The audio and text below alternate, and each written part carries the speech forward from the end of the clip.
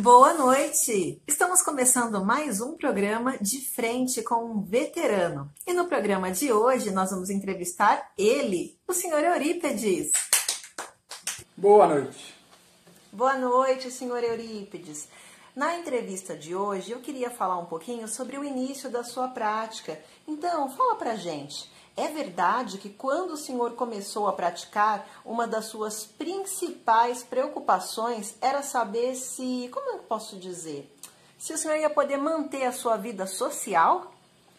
Bom, lógico, naquele tempo eu era jovem, né? Tinha pouco mais de 25 anos, então eu perguntei para a Carmen, se eu praticar esse budismo, eu vou poder jogar meu futebol no fim de semana, eu vou poder ir para meus bailes, minha cerveja, eu vou poder fazer tudo isso?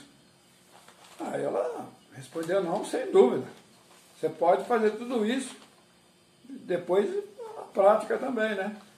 Então, tudo bem, né? Então, vamos lá.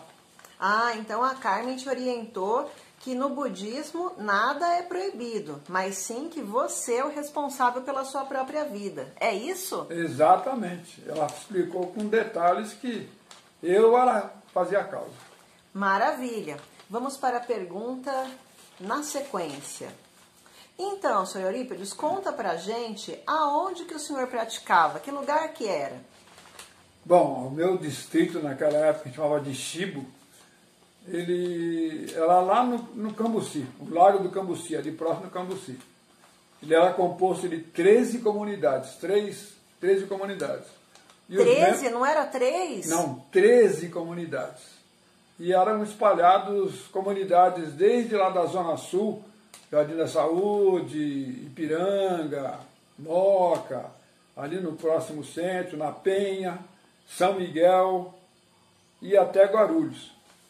É verdade que tinha membro até de São Caetano do Sul? Tinha um membro lá em São Caetano do Sul, uma família japonesa que eu visitava lá toda semana. Era uma família muito boa. Deixa eu te fazer uma outra pergunta. O distrito era composto, então, por 13 comunidades. E na sua comunidade, quando tinha reunião, aonde que o senhor ia? A nossa reunião era numa comunidade ali próximo da Rua do Hipódromo, ali no Brás. Poxa vida, como a organização cresceu, né? Bastante. Tá bom, então vamos para a próxima pergunta. Eu gostaria de saber como era a luta na divisão dos jovens. Bom, na divisão dos jovens naquela época, nós éramos em 13 grupos no distrito.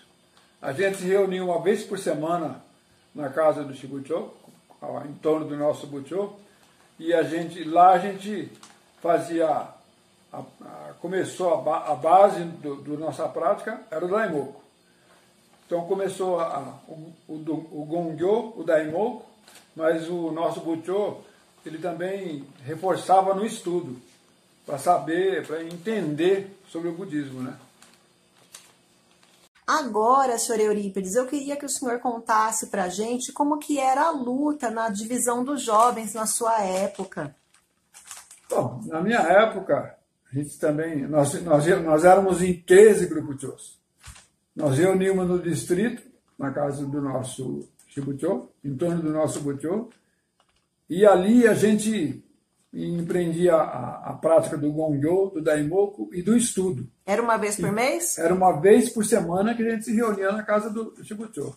E foi nesses encontros semanais dos jovens que eu aprendi que tudo começa com Daimoku. Agora que a nossa entrevista está se encaminhando para o final, fala um pouquinho para a gente, Sr. Eurípedes. E o seu responsável, hein? Eu imagino que ele devia pegar um pouco no pé de vocês. Afinal, não é todo mundo que devia gostar de ler, não é mesmo? Mas no treinamento da divisão dos jovens, eu aprendi que precisava criar o hábito de ler, para entender o que é esse budismo. E também, se alguém viesse me perguntar sobre o que é Nam-myoho Renge-kyo, eu teria que explicar. Então, por isso, eu teria que criar o hábito de ler. Isso me ajudou muito até hoje. E aquelas ocasiões em que vocês se reuniam e o Bucho escolhia Fala um pouquinho pra gente sobre essa situação. Essa parte é muito interessante. A gente se reunia, depois das reuniões dos antigos, a gente se reunia num local determinado para passar mais informações, mais orientações. Nessa ocasião, o Butchô apontava aleatoriamente qualquer um do nosso grupo para poder falar alguma coisa. Então, aquele treinamento que houve antes lá para entender o que era o budismo, ou criar o hábito, me ajudou, porque nessa ocasião eu conseguia levantar e ler alguma coisa, porque eu tinha treinamento anterior. Senhor Eurípides, eu fiquei sabendo que em algumas reuniões dos jovens, o seu Butchô fazia assim: agora, fulano, levanta e orienta os seus companheiros. Eu fiquei sabendo que isso acontecia. Fala um pouquinho pra gente como que era. Era desse jeito mesmo. A gente reunia em torno dos Danshibo, e o nosso Butchô apontava um dos grupos Chôs. Levanta e passa uma orientação para o Danshibo. A gente tinha que estar preparado, tinha que ter lido alguma coisa, que sentisse e que pudesse passar. Então, isso fez com que a gente crescesse também. Como você lê, se você lê alguma coisa, se você começa a ler, você aprende e consegue passar. Eu reparei que o senhor está com um livro aí do seu lado. Mostra pra gente, senhor Eurípides. Isso aqui é o meu livro do tempo de jovens, Ode à Juventude, ou seja, Poema à Juventude. Esse livro aqui foi um livro de cabeceira que serviu para as orientações dos jovens, né? E foi de grande ajuda, e é até hoje, que é o sensei que escreveu. Isso aqui é do nosso mestre. Então, isso aqui é uma relíquia para mim. É o tesouro da juventude. Exatamente, é o tesouro do Senhor Eurípides.